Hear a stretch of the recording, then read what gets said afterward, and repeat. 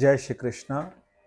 तीसरे और चौथे श्लोक में जब हम आते हैं दूसरे अध्याय के, जहाँ पर अब भगवान समझा रहे हैं अर्जुन को, क्योंकि अर्जुन ने अपना गांडीव धनुष भी रख दिया और अर्जुन ने ये भी कह दिया भगवान से कि मैं इससे अच्छा है कि मैं भीख मांग करके खा लूँ। गुरुओं को मारने से अच्छा है, अपने गुरुओं और पितृजनों को, बड़ों को मारने से अच्छा है कि मैं भीख मांग करके खा लूँ।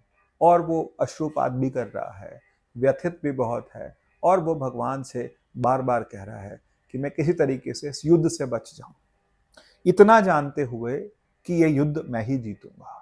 क्योंकि एक समय की बात है, भगवान शंकर किरात बन करके आए और उन्होंने आ करके युधिष्ठिर से बात करी कि जब तक तुम 5 भाई जिंदा हो, जब तक तुम जीवित हो, जब तक तुम धनुर्धर, अर्जुन जैसा धनुर्धर और भीम जैसा गदाधर और आपके जैसा धर्मनिष्ठ इंसान, और जो आपके भाई हैं 2 छोटे भाई जो इतने धर्मनिष्ठ हैं और इतने ज्ञानी हैं, ऐसे 5 भाइयों के रहते हुए दुर्योधन कभी भी चैन की नींद सो ही नहीं सकता। उन्हें पूरा विश्वास था कि हम 5 भाई मिलकर के और भगवान श्री कृष्ण के साथ इस युद्ध को जीत सकते हैं। उसके बाद भी अर्जुन के अंदर इस करुणा का भाव था। भगवान भी इस बात को समझते हैं। एक बात और, आजकल सब लोग भगवान भगवान, किसी को भी भगवान कहने लगते हैं। ऐसा ना करें, किसी को भी भगवान नहीं कह सकते। भगवान की एक अपनी एक परिभाषा है। परिभाषा क्या है? कहते हैं उत्पत्ति प्रलय चैव भूतानां गतिम वेत्ति विद्याम विद्यांच चा वाच्यो भगत निधि। जो सृष्टि प्रलय का कारण है, भगवान के 6 गुण हैं और वो 6 गुण होंगे तभी वो भगवान माने जाएंगे। आप सब किसी को भगवान नहीं कह सकते।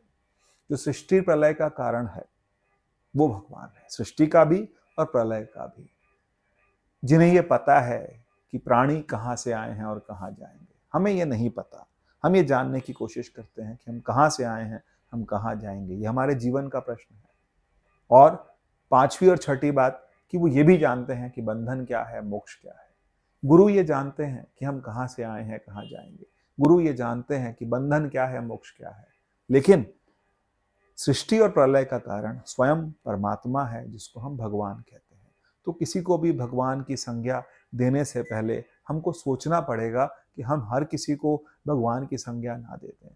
और जो भगवान है, भगवान कृष्ण है, जो 16 कलाओं से अवतरित हुए हैं, इस धरा पर आए हैं और इतने दयावान हैं और इतने शक्तिशाली हैं और इतने बड़े नीति के ज्ञाता हैं कि जिन्होंने एक 5 भाइयों को मिला करके युद्ध किया और इतने बड़े जो साम्राज्य को, युद्ध को जिताया भी।